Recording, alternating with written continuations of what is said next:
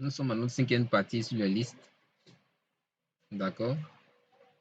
Donc, si vous êtes confronté à gérer des données de différents types lors de vos analyses statistiques, alors les listes tombent à pic.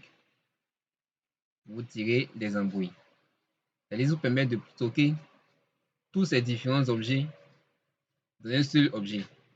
Donc, une liste, c'est quoi? Une liste, c'est un ensemble ordonné d'objets qui n'ont pas toujours le même mode ou la même longueur. Une liste est composée de différents objets qui peuvent être associés à un nom spécifique et possède trois attributs qui sont la longueur, le mode et le nom, appelé name. Alors, créons une liste. Pour créer une liste, on utilise la fonction list.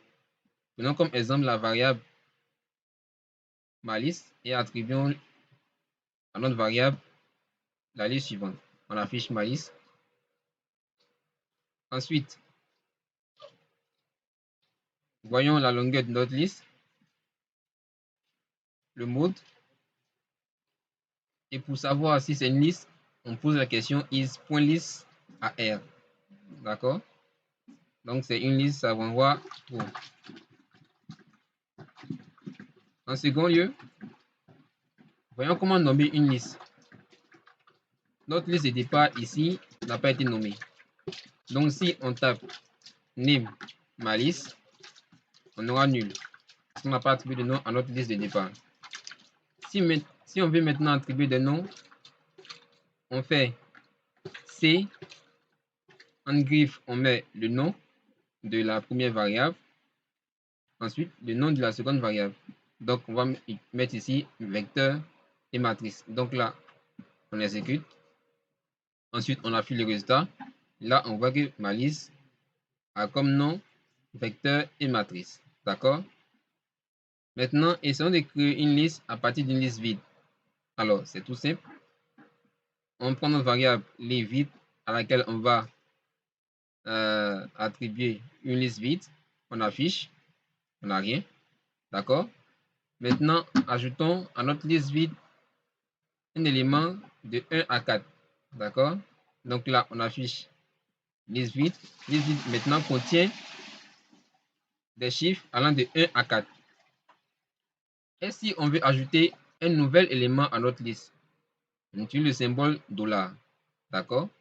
Là, on va ajouter nouveau ici. Donc, nouveau va attribuer à notre variable liste vide une matrice allant de 1 à 4 et compter par ligne. D'accord? Donc, si on affiche à nouveau notre liste vide, on verra qu'ici, on a bien évidemment l'ajout de notre variable nouveau. D'accord? On peut également ajouter d'autres variables. C'est ce qu'on va faire ici, en ajoutant la variable ensuite à notre liste vide. D'accord? Et là, si on affiche également, on voit que notre liste vide contient maintenant 3 éléments. D'accord? Maintenant, comme la première composante n'a pas de nom, on retrouve 1. D'accord? Dans l'affichage des listes. Essayons maintenant de donner des noms à notre liste. Donc, si on veut afficher les noms des différents éléments de notre liste, on a liste vide, rien, puisqu'on n'a pas mis de nom au départ. Ensuite, nouveau, et ensuite, d'accord?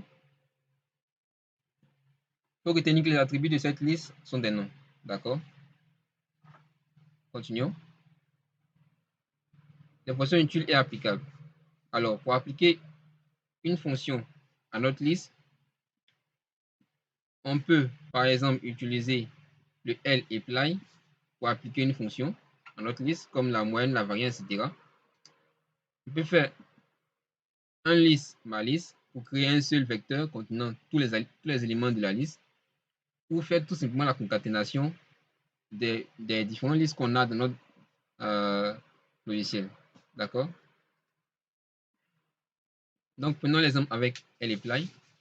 Ici, on exécute à notre liste. On veut chercher la moyenne. Puisque le vecteur est composé de lettres, donc ici, on a NA. Par contre, la matrice, elle renvoie la moyenne. D'accord? C'est tout pour cette section sur les listes. On va faire retenir qu'une liste est un ensemble ordonné d'objets qui n'ont pas toujours le même mode ou la même longueur. Il est possible d'associer un nom à un objet spécifique de la liste. Plusieurs fonctions permettent d'effectuer une action sur chaque élément d'une liste.